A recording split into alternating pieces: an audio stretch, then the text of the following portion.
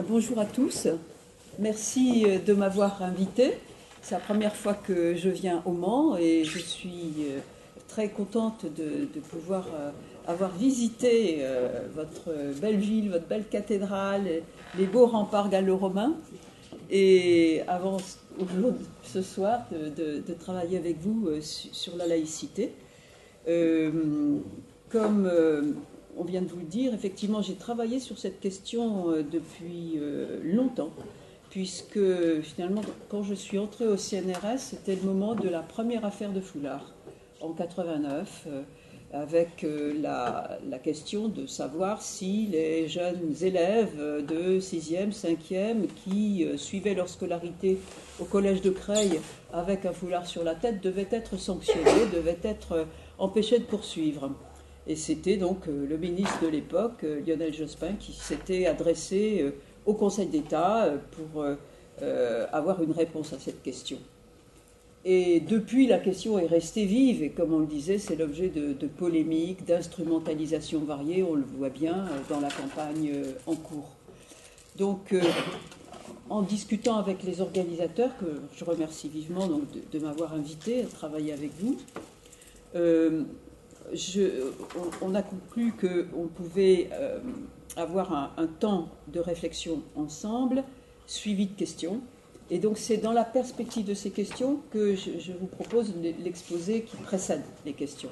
Il est en deux temps. Vous le trouverez peut-être trop simple pour le premier temps en particulier, parce que le premier temps n'est qu'un rappel des bases juridiques de la laïcité française, en fait.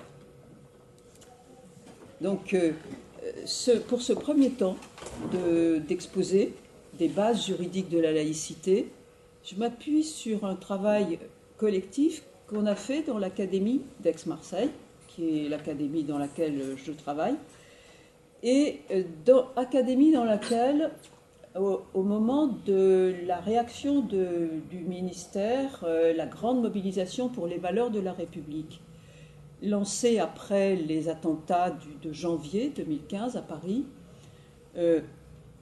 le référent laïcité de l'Académie a réuni une équipe qui est devenue l'équipe académique laïcité, dans laquelle il y avait principalement des chefs d'établissement, des enseignants formés pour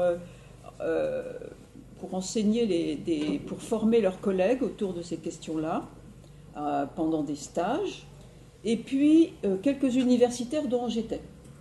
Et ça a fait donc une équipe académique, si vous voulez, pluricatégorielle, avec de l'ouverture sur l'extérieur, du débat à l'intérieur.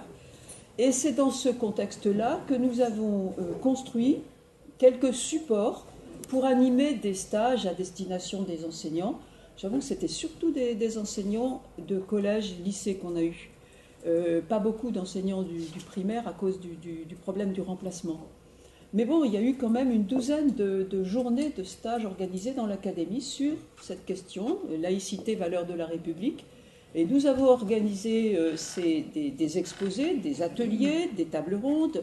C'était mené d'une façon active. Il y avait quand même deux exposés, l'un sur l'histoire de la laïcité et l'autre sur le droit de la laïcité. Parce que ça nous semblait essentiel pour cadrer en fait les échanges. Et donc, je me suis permis de reprendre certaines diapos de notre travail sur le droit. Ce sont des diapos qui ont été validés par le juriste du rectorat, donc c'est des diapos qui sont validées, sûres qu'elles représentent véritablement le droit public de la laïcité dans le pays.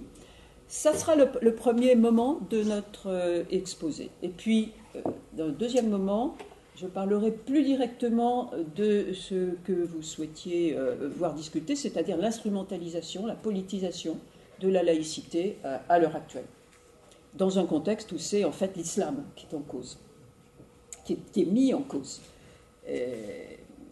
Donc on aura l'occasion de rediscuter de cette perspective. La première diapo, donc, sur les bases juridiques du principe de laïcité, rappelle en premier alinéa une chose évidente, c'est que tout le monde a son idée sur la laïcité. Les représentations en cours dans la société sur ce qu'est la laïcité sont très nombreuses, très présentes. Il fut un temps, c'est récent, hein, il fut un temps avant les affaires de Foulard où ce n'était pas le cas du tout. On aurait dit qu'est-ce que c'est pour vous la laïcité. Peu de recherches se faisaient à ce sujet, les représentations sociales de la laïcité n'étaient pas répandues. Maintenant, elles le sont, et chacun a son mot à dire, c'est un peu comme l'école, chacun a son mot à dire sur l'école et qu'est-ce qui ne va pas à l'école, et bien chacun a son mot à dire aussi sur la laïcité. La laïcité exige, la laïcité à la française c'est ça et c'est pas ça, etc. Mais quand on regarde la construction juridique de la laïcité, on s'aperçoit qu'elle est en décalage pour une certaine partie. On verra au moment de la discussion jusqu'à quel point elle est en décalage par rapport à ses représentations. Mais là, l'existence de ce décalage, en tout cas, semble assez avérée. Du point de vue juridique, donc la laïcité s'appuie, se mobilise trois principes. La liberté de conscience, c'est le premier principe qui est posé par la loi de 1905. Le principe de liberté de conscience. Un autre principe qui est présenté par les juristes comme un principe instrumental par rapport à la liberté de conscience, c'est pour garantir la liberté de conscience que l'État est neutre. L'État est neutre. L'État est neutre, c'est-à-dire ne choisit pas, ne prend pas parti dans le débat sur les religions, les croyances, et il n'est pas plus croyant que non croyant, il n'est pas plus adepte de telle croyance que de telle autre. Il n'est pas dans cet univers-là. C'est ça que signifie ici neutralité de l'État, non-compétence en principe en matière de croyances religieuses.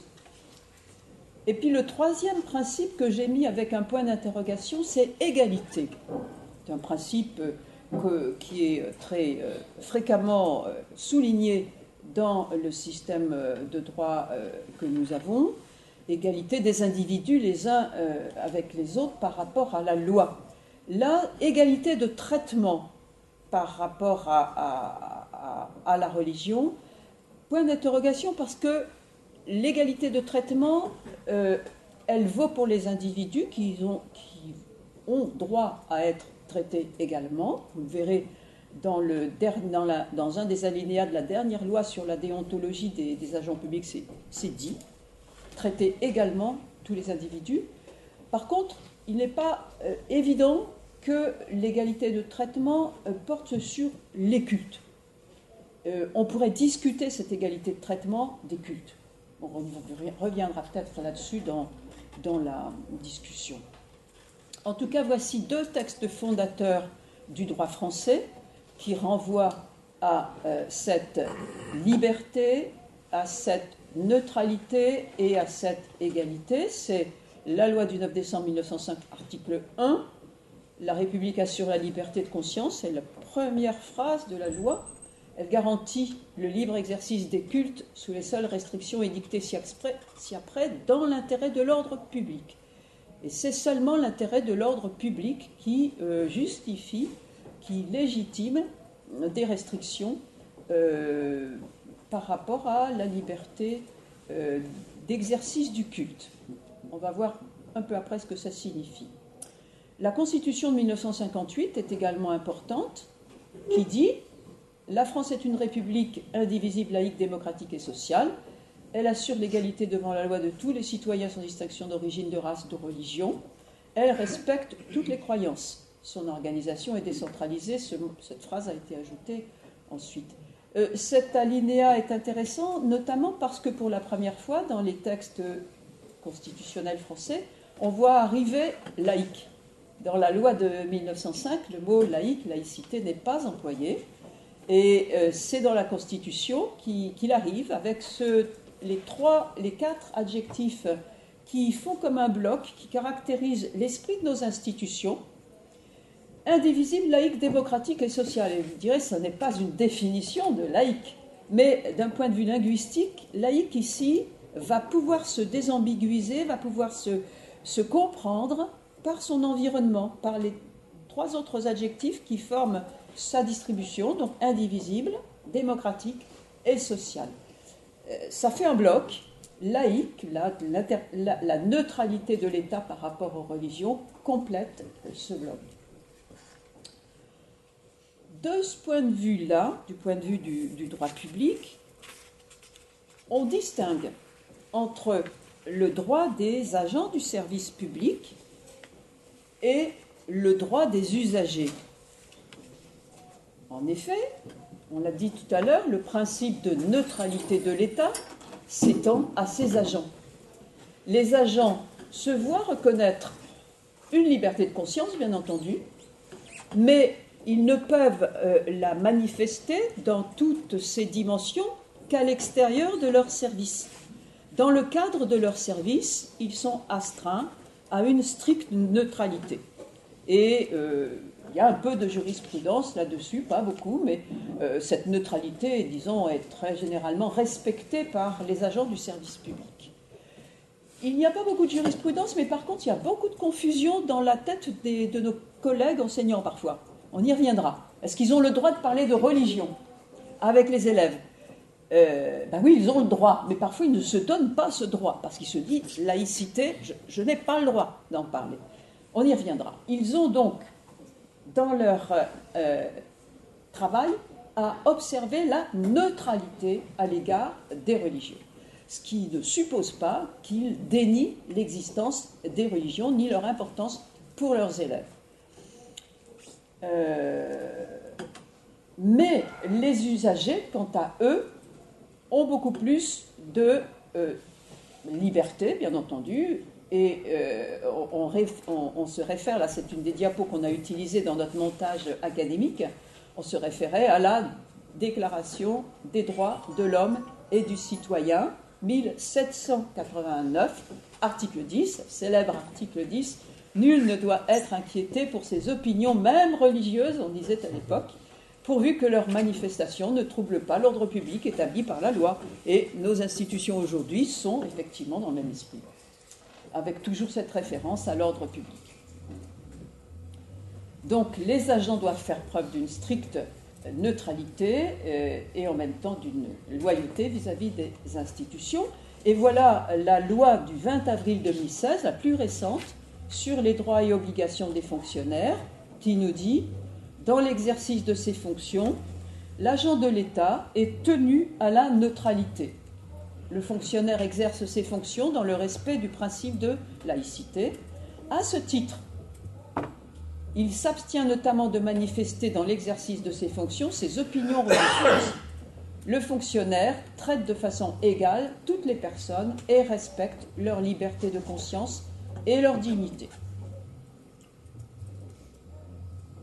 Du point de vue des usagers de l'école, la situation des adultes a posé des problèmes. Elle n'en posait pas jusqu'à une circulaire, la circulaire de rentrée 2012, signée du ministre Luc Châtel, qui, dans un de ses alinéas, disait qu'il était possible d'interdire aux parents accompagnateurs des activités scolaires à l'extérieur de porter des signes et tenues manifestant leur religion. Cette circulaire a posé beaucoup de problèmes. Le Conseil d'État, sollicité par le défenseur des droits pour dire le droit à ce sujet en 2013, avait dit que c'était illégal, mais que certains services, certains ministères néanmoins exigeaient, etc. Et finalement, le ministère s'est aligné sur, a repris la position du Conseil d'État dans un texte qui s'appelle le livret laïcité, qui a été envoyé dans les circonscriptions, dans les établissements, mais au cadre, qui n'a pas été très largement diffusé, mais qui se trouve en ligne. Il a été diffusé en octobre 2015. Le discours de la ministre, déjà, en octobre 2014, devant l'Observatoire de la laïcité, posait cette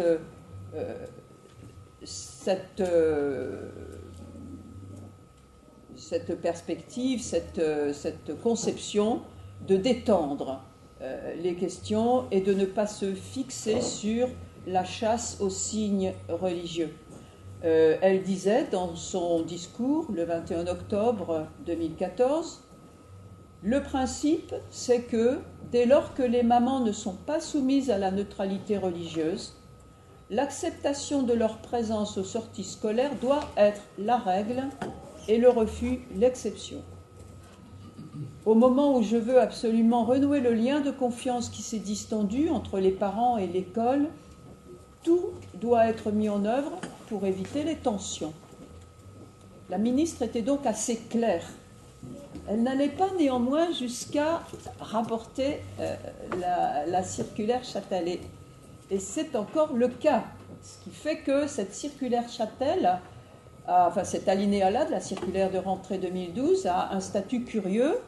Il est récusé dans ce qu'il implique, à la fois par le discours de la ministre et par ce qui est écrit noir sur blanc dans la jurisprudence qui est dans le livret laïcité de 2015, et en même temps, il n'a pas été stipulé que cet alinéa de la circulaire de 2012 ne s'applique plus.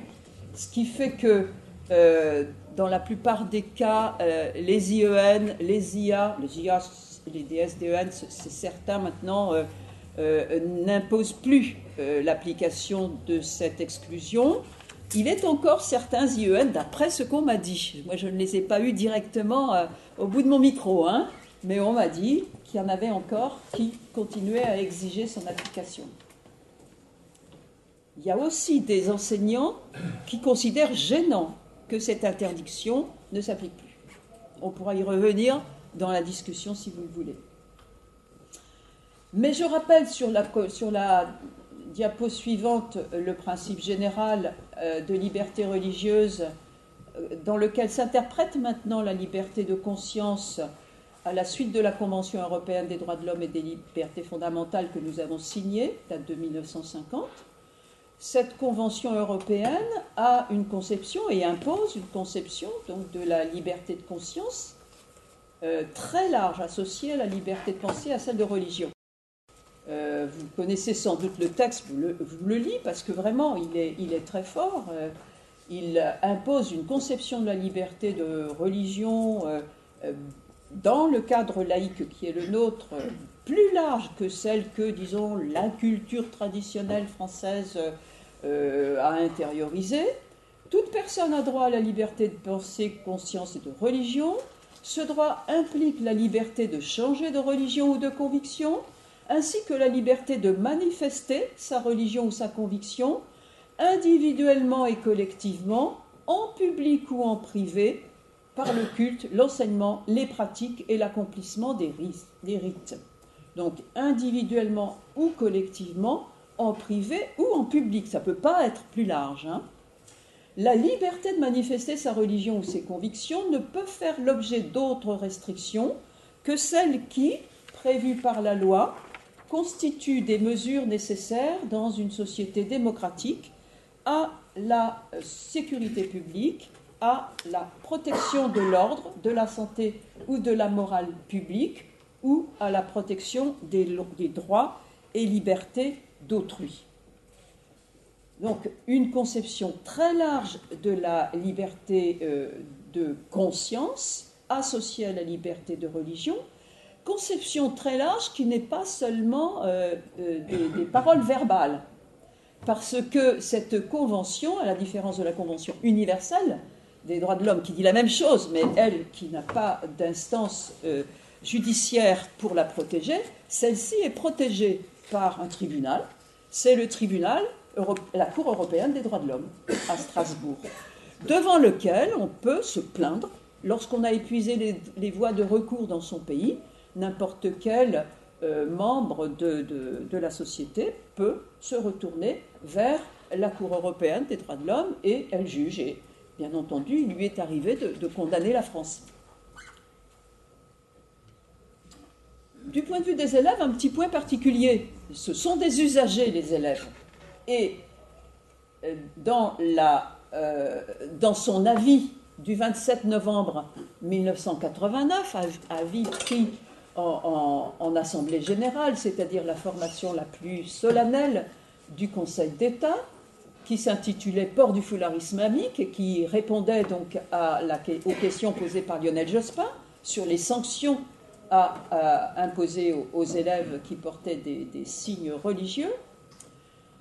Le Conseil d'État donc disait très clairement que le port des signes et tenues par lesquels les élèves manifestent leur appartenance à une religion n'est pas par lui-même incompatible avec le principe de laïcité, dans la mesure où donc on comprend que être compatible avec le principe de laïcité, ça veut dire il constitue l'exercice de la liberté d'expression ou de manifestation des croyances religieuses. Ici, le Conseil d'État, donc, en ayant visé la Déclaration des droits de l'homme du 1789, la Constitution, les textes qu'on a vus, et la Convention européenne des droits de l'homme et des libertés fondamentales, en vient à conclure que, dans le cadre laïque français, on peut porter des signes religieux et être une élève, du moment que, et il ajoutait toute une série de restrictions, de limites à cette liberté, mais qui toutes visaient à dire il ne s'agit en aucune façon de troubler l'ordre scolaire. Les fonctions scolaires doivent s'exercer, l'élève ne doit pas être absentéiste, ne doit pas faire de prosélytisme, etc. On a été sur ce régime-là, sous ce régime de l'avis du Conseil d'État, qui a été suivi, entériné en gros par le ministère. Je dis en gros parce que le ministère avait demandé qu'il y ait un dialogue pour qu'il soit renoncé au port des signes.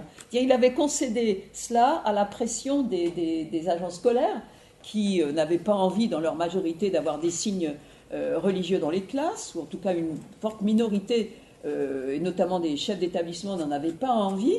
Et donc le ministre avait concédé qu'il y aurait un dialogue avec les élèves pour qu'ils soient renoncés au port des signes. Mais s'ils ne renonçaient pas, eh bien, il fallait les accepter. Dans les années 90, le ministère avait nommé un médiateur, c'était une médiatrice, si vous vous en souvenez, Hanifa Cherifi, qui était médiatrice nationale, et puis il y avait des médiateurs dans les différentes académies pour aider les établissements ou les écoles, les circonscriptions, à gérer les éventuels problèmes de port de signes religieux. Et au début des années 2000, lorsque les choses ont tourné, avec une nouvelle intervention législative, tout à fait inédite et inattendue d'ailleurs, ça a été une affaire complexe que d'arriver à cette intervention. Au début des années 2000, donc, il n'y avait plus beaucoup d'affaires, de litiges autour de ces ports de signes religieux. Lorsque le ministre de l'Intérieur, Nicolas Sarkozy, à l'époque, a été auditionné par si c'était la commission Stasi ou la mission Debré, puisqu'il y a eu deux instances collectives qui ont été instituées en 2003 sur cette question. La mission Stasi, la commission Stasi qui a été publique, dont les auditions ont été télévisées, et puis la mission parlementaire Debré, dont les tenues étaient moins publiques. Et le ministre a dû témoigner devant les deux d'ailleurs. En tout cas, il avait annoncé le chiffre de 1200 jeunes filles qui portaient des foulards à l'école, et il n'y avait pratiquement pas de litige. Ça se comptait sur les droits de la main, des litiges. L'intervention d'une loi donc n'est pas venue mettre de la paix dans un champ de bataille, si vous voulez. Il n'y avait pas de champ de bataille autour de ça, véritablement pas. Et la loi est en fait venue remplir un programme qui était celui de Jacques Chirac, il l'avait dit dès 1996. Il ne voulait pas qu'on continue à pouvoir porter des signes religieux à l'école, il voulait une loi. Il a donc organisé les choses d'une façon assez fine que j'ai étudié de près moi-même dans un livre avec l'équipe de l'IREMAM nous avions publié sur la politisation du foulard. Il s'est arrangé pour monter l'affaire en épingle et arriver à la loi.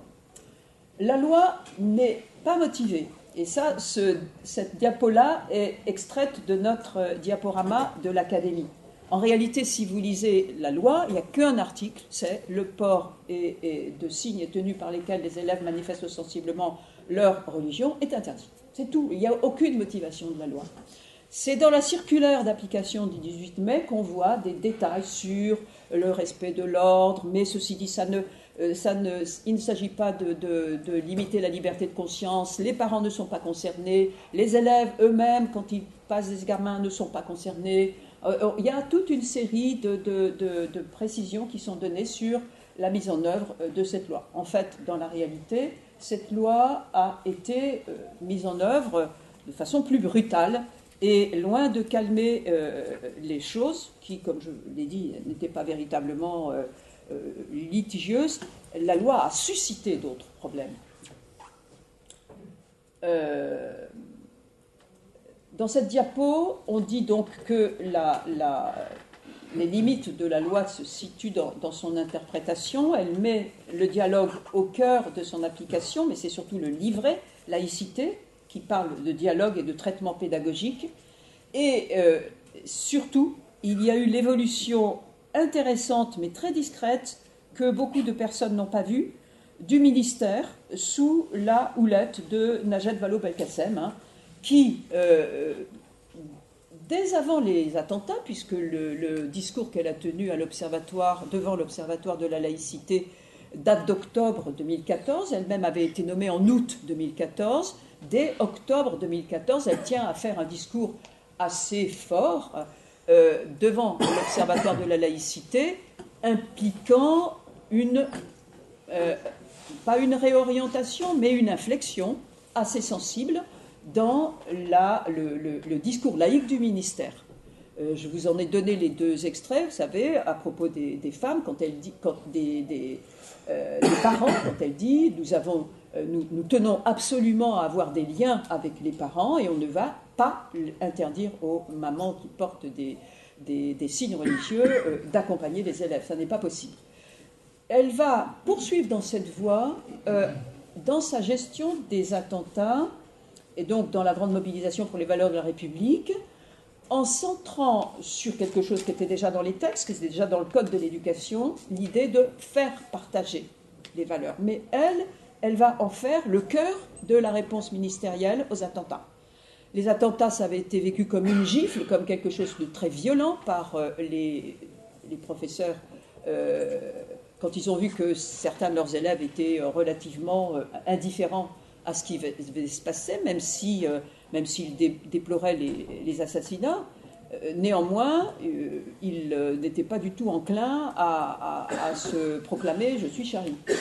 Et l'idée du ministère, qui était assez intéressante d'un point de vue technique, d'un point de vue de la cohérence que ça impliquait, a été de mettre au cœur de la réaction non pas la sanction des élèves qui manifestaient comme ça un certain écart par rapport à la position majoritaire, mais l'idée de remettre au cœur de l'action pédagogique le partage des valeurs. Et les valeurs, il faut se souvenir ce que c'était que la laïcité dans la tête des collègues à l'époque. La laïcité, c'est quelque chose qu'on appliquait. Et leur souci, c'était de bien appliquer la laïcité. La laïcité, c'était appliquer la loi, en gros. Appliquer la loi d'interdiction des signes. C'est-à-dire c'était le contraire, en fait, de la philosophie de la laïcité. La philosophie de la laïcité, c'est, on l'a dit, liberté, neutralité de l'État pour que cette liberté puisse se vivre, et égalité et dignité. C'est pas appliquer des interdictions. Au cœur de la laïcité française, il n'y a pas appliquer des interdictions. Il y a au contraire permettre des relations.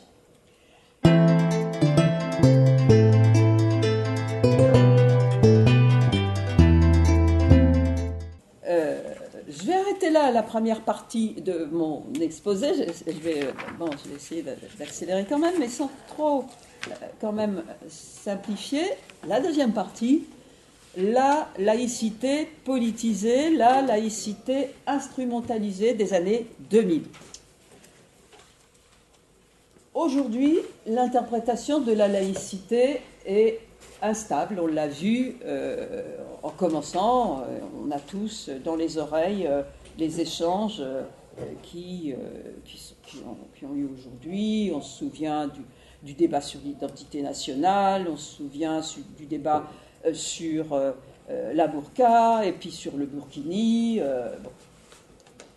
Qu'est-ce qui rend instable l'interprétation du principe de laïcité aujourd'hui? On revient aux trois principes. Est-ce la neutralité de l'État? Non, ce n'est pas la neutralité de l'État. Il n'est pas en cause. L'islam ne va pas, si l'islam qu'on pense comme problème, l'islam ne cherche certainement pas à prendre le pouvoir d'État. Donc la neutralité de l'État n'est pas en danger. Est-ce que c'est l'égalité de traitement? Non. L'égalité de traitement, si tant est qu'elle soit réalisée, parce qu'elle ne l'est pas vraiment, on pourra peut-être y revenir, en matière de religion. Mais en tout cas, le principe lui-même n'est pas contesté. Au contraire, il est revendiqué. Lorsque les musulmans se plaignent, ils le font parfois, c'est pour se plaindre justement de n'avoir pas un traitement égal aux autres religions, et ils demandent à l'avoir. C'est la liberté de conscience, en fait, qui rend instable l'interprétation du principe de laïcité. C'est la question de la liberté de conscience, parce que, c'est ce qu'on disait tout à l'heure, elle est protégée à un très haut niveau par la Convention européenne des droits de l'homme et des libertés fondamentales. Le Conseil d'État s'appuie sur cette convention pour avoir les positions qu'il a, c'est-à-dire qu'il s'est appuyé sur cette convention en 1989 pour dire que c'était conforme à la laïcité de porter des signes religieux à l'école, et quand on est un élève, du moins bien entendu, pas du tout quand on est un enseignant. Et puis, il s'y rapporte encore dans son étude de 2013, et c'est encore à cela qu'il se rapporte quand, en 2013, il dit qu'il n'est pas légitime d'interdire aux parents qui accompagnent les sorties scolaires de porter des signes. À ce sujet, la marge de manœuvre d'un pays qui a souscrit à la Convention européenne des droits de l'homme n'est que très limitée. C'est-à-dire que les débats dont on entend parler, et souvent, on va y revenir, sont largement des débats rhétoriques.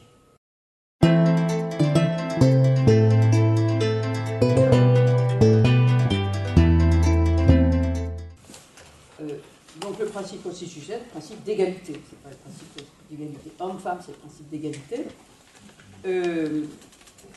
Vous l'avez vu, dans la laïcité, il y a le principe d'égalité de traitement des individus, peut-être aussi des cultes, des religions. Je sais bien qu'on associe souvent la question de la laïcité à la question de l'égalité homme-femme, ou plutôt, on associe l'idée d'infraction à la laïcité à l'idée d'inégalité homme-femme. Ça pose un problème parce que vous avez bien vu, il n'est pas question d'hommes et femmes quand on regarde le nœud du droit sur la laïcité. Mais il est vrai que, historiquement, notre système de droits et libertés s'est quand même construit, pour ce qui concerne les rapports hommes-femmes, contre des traditions qui étaient largement basées sur la religion. Il a fallu bagarrer pour obtenir le droit à la contraception, et il a fallu bagarrer contre des conceptions religieuses, et notamment contre l'Église aussi, contre l'institution elle-même.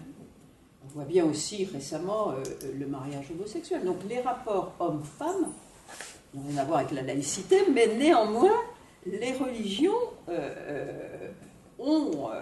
régissent les rapports hommes-femmes, et on peut avoir un combat pour, disons, augmenter les protections de droits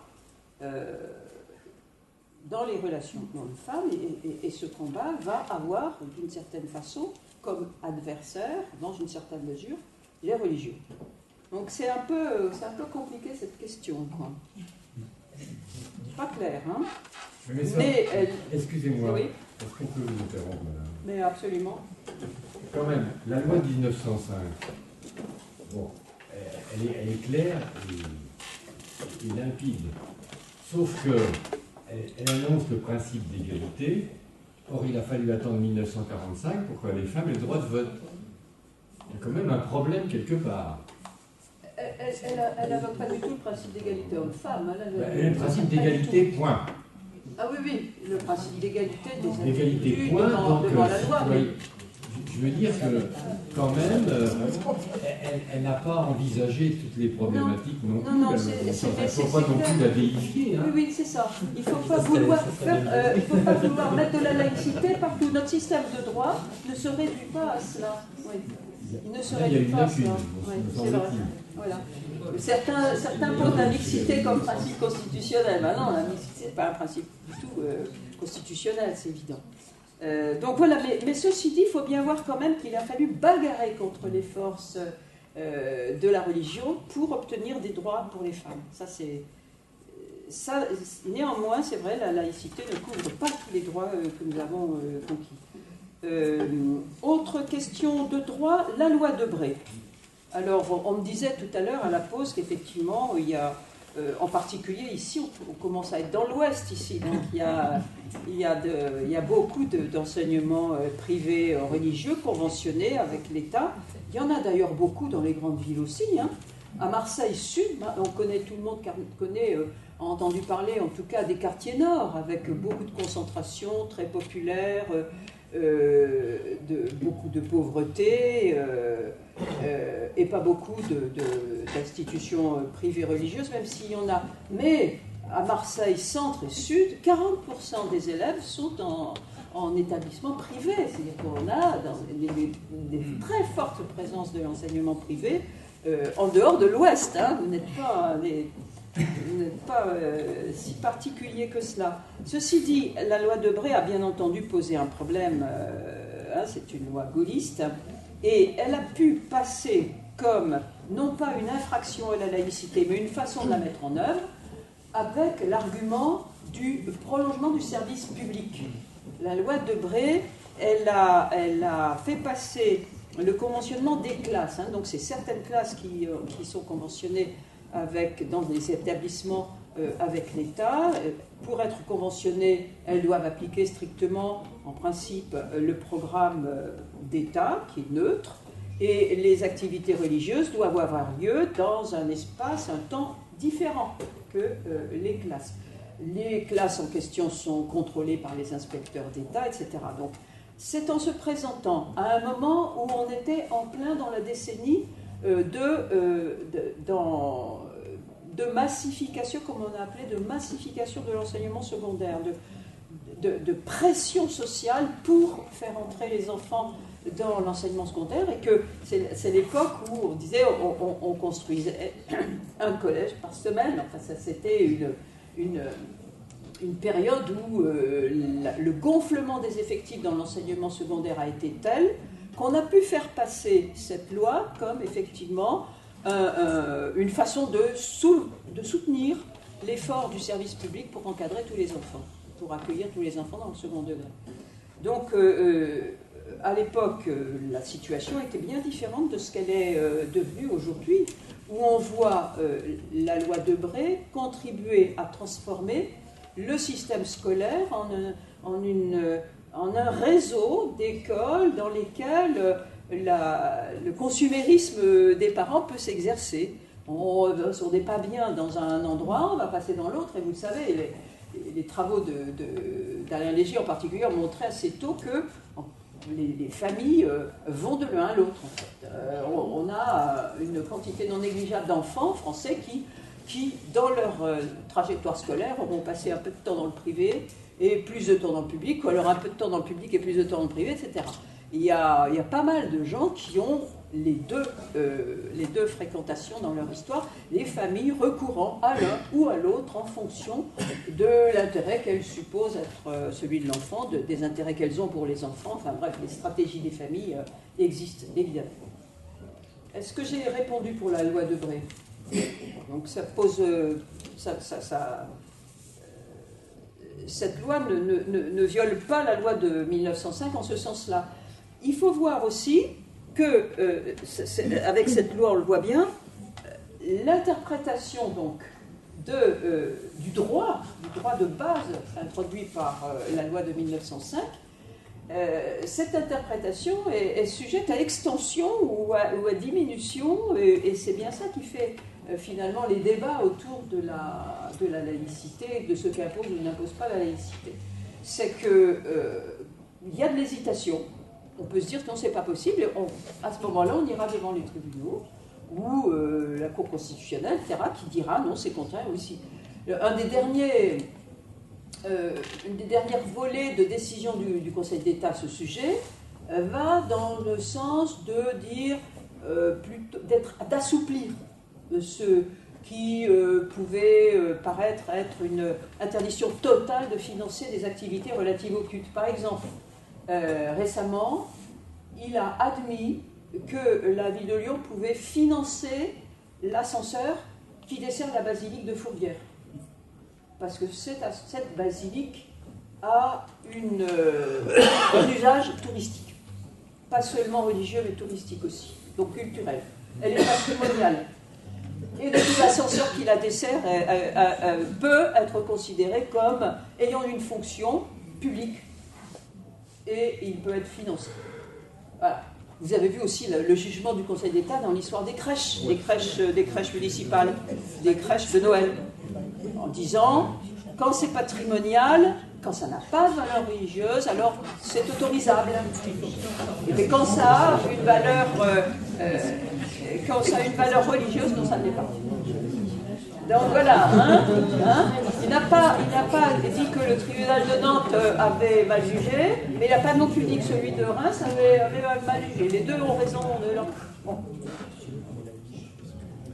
Donc en fait, les conditions dans lesquelles s'appliquent ces principes relativement simples, je le disais tout à l'heure, les principes sont simples, la façon dont ils s'appliquent, on est parfois surpris. Et c'est ce qui amène, peut-être, c'est ce qui contribue à amener en tout cas, les enseignants à des positions où, par peur de mal faire, comme c'est pas si clair que ça le détail, alors ils interdisent. Je trouve que ça serait mieux, pédagogiquement, que par peur de mal faire, ils autorisent. Ils disent, oh, après tout, c'est peut-être pas plus mal, voilà. Qui se laissent aller à un petit peu plus de détente, parce qu'il y a beaucoup de crispation parfois chez les enseignants, de peur de briser la neutralité. Je me souviens d'une question posée par un collègue au juriste du rectorat, justement, les élèves font le ramadan, donc c'est bien connu que quand c'est le ramadan, beaucoup d'élèves qui peuvent faire le ramadan le font, ils sont épuisés, et moi je suis prof d'éducation physique, qu'est-ce que je fais ? J'ai un marathon, ou j'ai je sais pas quoi, une course de fond, qu'est-ce que je fais ? Alors, le juriste du rectorat était un peu éberlué, parce que moi je comprenais que dans sa tête, il se disait, mais pourquoi ils veulent leur faire faire du demi-fond alors qu'ils sont en situation de ramadan ? Et ils pourraient leur faire faire autre chose. Mais le prof se disait, mais moi j'ai ça à mon programme est laïque, le ramadan, bah, tant pis pour eux. Et le juriste du rectorat était plus humain, se disait, mais manifestement, c'est pas le moment de faire la course de fond avec ses élèves. On va attendre que le ramadan soit fini. Qui était dans son droit ? Est-ce que le juriste n'était pas assez juriste ? Est-ce que le prof était trop crispé, trop coincé ? Pourquoi était-il coincé, après tout ? Qu'est-ce qui empêche un prof DPS de faire autre chose que quelque chose qui fait transpirer et suer les élèves et surtout que c'était en plus une période chaude. Ouais. Oui. Tant qu'à faire, on peut autoriser les élèves à venir à l'école. Alors la question est posée tout le temps par les élèves, vous le savez bien. Les agents scolaires ont droit à ne pas venir, pas pendant tout le ramadan. Mais pendant la... Excusez-moi, je ne parlais pas du ramadan, je parlais de façon générale. Ah, vous avez mal compris. Oui, parce que... Il y a un programme, il s'applique, etc. C'est bizarre parce que dès qu'on parle de laïcité, il y a toujours un rapport avec l'islam. Ah oui, ici, et là c'est vrai que j'avais orienté mon topo là-dessus. Mais j'aurais pu orienter sans le mettre en avant. Enfin, si on en parle tant, c'est bien parce que la question se pose automatiquement. Quand j'étais en primaire, j'étais aussi enfant de chœur. Et je me souviens que le curé avait un registre, un carnet. Il me donnait une souche que je donnais au directeur pour me permettre d'aller soit faire les mariages, c'était samedi matin, et c'était des enterrements. Ça se faisait, ça. Et on ne posait pas de questions, je veux dire. Et on avait il fallait absolument avoir cette autorisation pour pouvoir être officier, notre service enfant de cœur pour les obsèques. C'était pragmatique, voilà, c'est la question. Oui. L'autorisation des parents a été donnée au curé et au directeur d'école. Il y avait deux pièces. Ce qu'on observe, c'est que des arrangements pragmatiques qui, dans un milieu religieux, arrangent tout le monde, sont faisables. Essayez d'écouter une réponse. Les arrangements pragmatiques sont possibles, puisque dans notre système, la liberté est la règle, vous le savez, ça, la base du droit public, c'est ça, la liberté est la règle, l'interdit l'exception. Donc, c'est là-dessus que s'appuient les juges pour juger comme ils le font. Hein. Dès qu'ils peuvent défendre les libertés, ils prennent des positions de liberté. J'étais surprise, moi, de voir le Conseil d'État réagir comme il avait réagi en 89 quand il s'est agi d'interdire les foulards. Parce que les gens du Conseil d'État sont quand même des gens assez conservateurs. Et en grande chambre, en assemblée générale, juger comme ils l'avaient jugé, c'est-à-dire finalement dire aux enseignants, il faut vous accommoder, et ces filles ont le droit de faire ce qu'elles font. C'était assez surprenant, mais c'est que effectivement les interprétations que l'on peut faire du droit, on les fait, nous, les agents scolaires, en tout cas, les font sous l'angle de l'interdit. Le règlement intérieur est souvent vécu comme un ensemble d'interdits. Les règles sont des interdits qui limitent les lois, les possibilités, les libertés. Or, pour les juristes, c'est un peu l'inverse. Leur position, c'est plutôt de dire liberté d'abord. Vous êtes libre. Et s'il y a vraiment besoin de borner et de délimiter, on va voir. Mais à première vue, vous êtes libre. Donc, c'est plus pragmatique qu'on ne le croit finalement. Il y a des libertés. Tant que ça ne pose pas de problème, cette histoire de souche avec le curé, etc., ça continue. Mais si quelqu'un se plaint, alors, peut-être que le juge va dire, eh ben non, ça ne peut pas se faire, ça ne peut pas continuer à se faire comme ça. Ça se faisait, ça s'est toujours fait, mais ça ne peut pas continuer. Voilà. C'est comme ça qu'on en est venu, c'est pour ça aussi qu'on en est venu à parler de laïcité dans les années, fin des années 80 et 90. Ça se faisait auparavant. Les gens qui portaient des foulards, les jeunes filles, les grands flux migratoires de l'immigration familiale ont lieu dans les années 60-70. À partir de ce moment-là, il y a eu des petits foulards dans les écoles, forcément. Bon, ça ne posait pas de problème. À la fin des années 80, un problème est posé, pas par n'importe qui, par quelqu'un qui allait devenir un des députés de la mouvance de droite du RPR de l'époque, de la mouvance Pasqua, le principal du collège de Craig. Il dit non, moi j'accepte pas. Et à ce moment-là, la machine juridique se met en marche. La jurisprudence se crée. Qu'est-ce qu'on va faire? Ça arrive au ministre. Il ne sait pas. Il ne sait pas. Il n'y avait pas de règle. Et on commence à dire, mais peut-être qu'il faut une règle. Demandons au Conseil d'État. Et c'est là que le Conseil d'État commence à dire, c'est autorisé. On ne peut pas l'interdire. C'est la liberté qui est associée à la laïcité. Et à ce moment-là, le raisonnement commence à se dire, mais alors il faut changer les règles. Il faut changer la loi. Il faut une loi, dans ce cas-là, pour interdire. Et c'est comme ça qu'on en arrive à cette vision très instrumentalisée de la laïcité d'aujourd'hui, où, s'agissant d'islam, il faut toujours plus de lois. Là où les juristes disent liberté, ceux qui veulent restreindre disent lacune juridique. Il manque du droit, il manque de l'interdit. Il faut le formaliser par une loi. Vous voyez? On en arrive à cela. Mais vous voyez, finalement, l'historicité de tout ça, quoi. Ça commence par une plainte. Ça commence par dire, voilà, la liberté nous amène à faire des trucs qu'on réprouve, on se plaint. C'est presque de la théorie du complot. Non, parce que, voilà, c'est filtré quand même par les tribunaux. Alors, vous avez vu que quand même, il y a une... Est-ce que c'est acté? Je crois que c'est acté. Je crois que la Ligue de l'enseignement a obtenu que l'enseignement religieux, qui était de règle jusque maintenant, devienne optionnel. Les gens de la Ligue le savent, ça. Je crois que oui. Hein, c'est acté, je crois. Hein. L'enseignement religieux, maintenant, est optionnel, c'est-à-dire qu'auparavant, il fallait que les parents qui ne voulaient pas que leur enfant suive demandent la dérogation, et maintenant c'est l'inverse. C'est ceux qui veulent suivre qui doivent demander. Ça se fait sur les 24 heures. Hein? Ça se fait sur les 24 heures. Oui, c'est quand même dans l'horaire. C'est quand même dans l'horaire. Alors la liberté ailleurs. Une question, la laïcité ailleurs, pardon. Une question porte sur la laïcité ailleurs. Effectivement, c'est une question judicieuse. On dit parfois que la laïcité, ça n'est que français. Et puis parfois, on considère quand même que ça existe aussi, parce qu'en tout cas le mot existe et on s'en réclame, en Turquie et au Mexique. Mais pas ailleurs.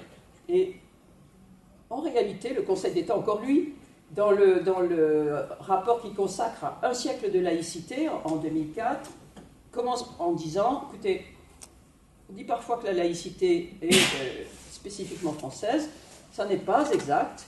En réalité, avec les systèmes de droit qui sont les nôtres, qui sont les systèmes modernes, et en particulier, vous avez vu ce droit qui est associé à une très grande liberté religieuse accordée aux individus par la Convention européenne de sauvegarde des droits de l'homme et des libertés fondamentales, ça limite considérablement les limitations qu'on peut mettre à l'expression des libertés religieuses quand même. Dans tous les pays, le principe de liberté, le principe d'égalité, dans tous les pays, pardon, démocratiques, le principe de liberté et le principe d'égalité est respecté. Le principe de neutralité de l'État aussi. Vous allez dans un pays comme l'Angleterre, qui est un pays où il y a une religion d'État, quand même. Dans un pays comme le Danemark, où il y a une religion d'État également, le luthérianisme. Toutes les religions sont traitées de façon pragmatique, à peu près à égalité. L'État n'est pas engagé au service de cette religion au détriment des autres. Et on peut dire par conséquent que même dans un pays où le système institutionnel présente une religion d'État, comme le Danemark, il y a réellement, pour les individus, un système qui est laïque, c'est-à-dire qu'on ne subit pas de désavantages quand on est catholique, quand on est bouddhiste, quand on est musulman, même si, au Danemark, il y a également une très grande politisation de l'islam. Donc la laïcité ailleurs, elle existe si l'on veut bien considérer ce système-là, au sens large, des libertés et de la neutralité de l'État et de l'égalité de traitement. Mais ce qui est bien français, j'ai l'impression, je ne le trouve nulle part ailleurs, c'est l'exigence très extensive de neutralité sur les agents publics. Dans beaucoup d'endroits, on accepte que les agents publics aient des signes religieux. Et on dissocie la conduite du signe. On admet qu'un curé, par exemple, un enseignant, puisse être prêtre. mais un prêtre neutre dans sa pratique. Et laïque dans sa pratique, et même s'il soit prêtre. Ça existe dans l'enseignement supérieur. Hein. On a des enseignants qui peuvent être. Mais la laïcité stricte la neutralité stricte des enseignants du secondaire et du primaire, elle a été garantie par une jurisprudence très ancienne, l'abbé Bouter. L'abbé Bouter, il voulait passer l'agrégation de philosophie. Et donc, il y a eu un jugement qui a dit que non, on ne pouvait pas passer l'agrégation, parce que l'agrégation n'est pas un examen, c'est un concours de recrutement. Et donc, on ne peut pas recruter un abbé comme professeur.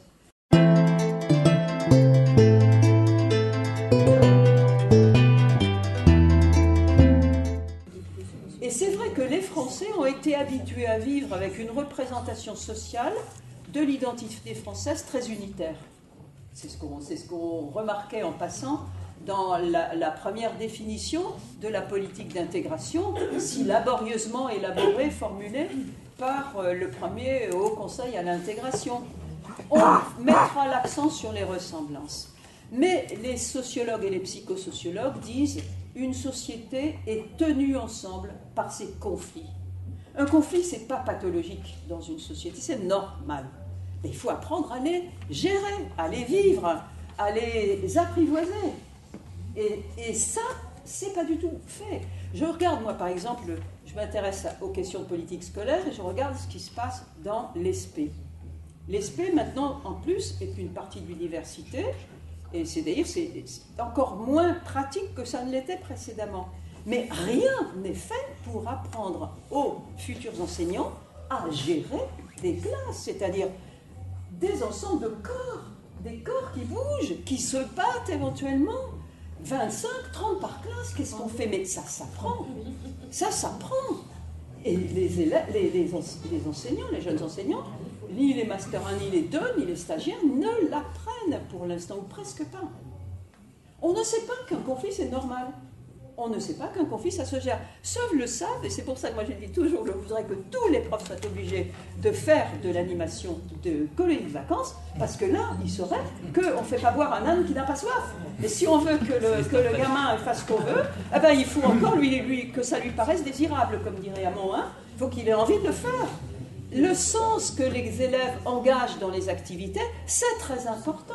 Et ça, les professeurs, pour l'instant, ne savent pas le faire. Vous voyez? Et c'est ça aussi la laïcité. La laïcité, quand on ne sait pas faire ça, alors on s'en sert pour dire « t'as pas le droit ». Tu dépasses, t'as pas le droit. Tu arbores une sensibilité qui n'est pas la même, t'as pas le droit. Ici, on apprend, c'est tout. Moi, je veux bien intervenir. Parce que c'est moi qui avais posé cette question. Oui, pardon.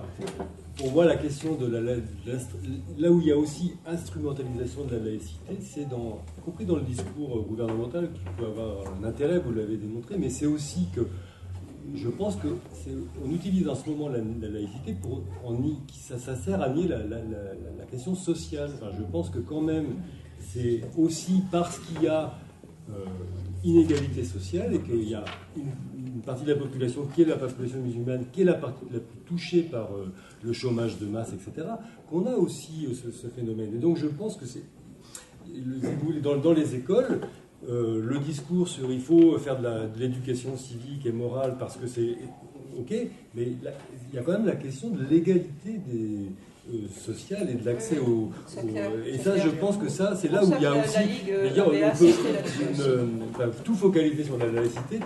Pour moi, c'est quelque part aussi une instrumentalisation. Oui, une instrumentalisation. Alors justement, pour sortir de l'instrumentalisation, j'ai une question là qui dit quel outil faire pour lutter contre cette instrumentalisation? Alors je vais revenir à l'islam parce que j'ai fait un petit peu d'expérience avec là où je suis et j'ai vu que c'était vraiment intéressant d'agir dans ce sens-là. Ce qui déchaîne l'instrumentalisation de la laïcité, c'est la peur. C'est la peur de l'islam. Et il faut que les gens se rendent compte qu'il n'y a aucune raison que l'islam en soi et les musulmans ne génèrent pas la peur. On va du coup faire une substitution ridicule entre l'islam et le terrorisme, etc. C'est insensé. Donc en fait, ce dont on se rend compte, c'est qu'il faut mieux connaître l'islam et connaître des musulmans. Et surtout, ne jamais discuter de ces questions-là sans qu'il y ait des musulmans. Moi, quand je suis invitée en général à parler de laïcité, j'ai été au BAD, j'ai été dans différents endroits, j'ai dit je veux bien parler de laïcité, mais je veux qu'il y ait un musulman aussi. Qui disent que lui aussi, c'est bien ça qu'il pense, c'est que et du coup que les gens puissent répondre aux questions qu'ils ont sur le cœur et qui concernent l'islam. Dans l'islam, il n'y a pas de pape.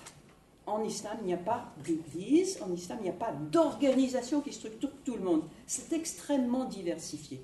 Et mademoiselle qui porte son signe religieux, ou madame, je ne sais pas peut-être, vous savez bien que vous ne représentez pas la collectivité musulmane du monde. Vous avez une tendance, et il y en a 40 000 autres, il y en a beaucoup. L'islam, c'est un peu comme le protestantisme. Quand 3 protestants se rassemblent, ils forment une église locale. Et bien, quand 3 musulmans se rassemblent, ils forment un groupe de croyants local, ils prennent un imam, ils font la prière. C'est comme ça que ça s'organise. Et l'islam, c'est extrêmement horizontaliste. Il n'y a pas de verticalité en islam, il n'y a pas de prêtre en islam, et l'imam n'est pas un prêtre. C'est simplement l'un parmi les autres qui est jugé un homme plus vertueux, qui est digne d'être devant pour faire la prière et pour montrer le rythme. C'est tout. vous avez quand même une hiérarchie chez les chiites. Il y a une hiérarchie, Là, vous d'accord. parlez uniquement des sunnites. Voilà, je parle de l'islam de l'islam djihadiste, parce qu'il n'y a pas non plus de djihadistes chez les chiites, mais de l'islam sunnite, donc, qui est chez nous, en fait, parce qu'on n'a pratiquement pas de chiites, hein, à moins que vous en ayez en tête. Non. Il n'y en a pratiquement pas. Hein. Quelques-uns, moi j'ai une collègue qui est iranienne, je peux supposer qu'elle a quelque chose de chiite, mais bon, il y en a très peu. Quand même, en France, comme le soufisme, l'alévisme qui existe. Ah non, le soufisme existe, par contre, il existe bien en France. Oui. Ah oui. L'alévisme. Alors, il y a un peu d'alévisme, puisqu'il y a des Turcs, hein, mais le soufisme est une des... comment dire, une des inspirations de l'islam qui est la plus représentée dans les élites françaises musulmanes. Et il y a toute une... Je ne vais pas rentrer dans les détails, mais bon, revendication de ce groupe-là pour avoir plus de place dans l'organisation de Dans le sunnisme, il n'y a pas de clergé, mais par contre, chez les chiites, il y a un clergé. Là, oui. Et paradoxalement, ça peut être étonnant ce que je veux dire, même paradoxal, c'est contradictoire avec mes opinions personnelles. Je suis personnellement dénué de religion, je suis athée, mais l'absence de clergé dans l'islam sunnite est peut-être un handicap dans la mesure où l'exemple du chiisme n'est pas bon parce qu'on pense tout de suite à l'Iran et le clergé, il tient la dictature iranienne. Bon. Mais le clergé peut aussi avoir un rôle positif. Chez les catholiques, les conciles, le fait de l'organisation pyramidale, on peut toujours espérer avoir un supérieur éclairé qui fait une lecture des textes de base, l'évangile ou la Bible, etc., et qui peut en faire une lecture, non pas progressiste, parce que je ne comprends pas ça, mais qui tienne compte de l'évolution de la société et du contexte social et de civilisation qui a évolué. Or, l'absence de clergé dans l'islam sunniste ne permet pas de se détacher du texte originel, en actualisant ou en le recontextualisant. Alors, je que certains ont tendance à revenir au texte d'origine, il y en a qui peut être lu de façon littéraliste. Oui, tout à fait, c'est au courant. Alors, excusez-moi, on va être mené par le temps qui tourne à un moment donné, donc on va pas non plus prendre la suite sur trop de détails de ce style. Je ne sais pas s'il restait une dernière question à laquelle...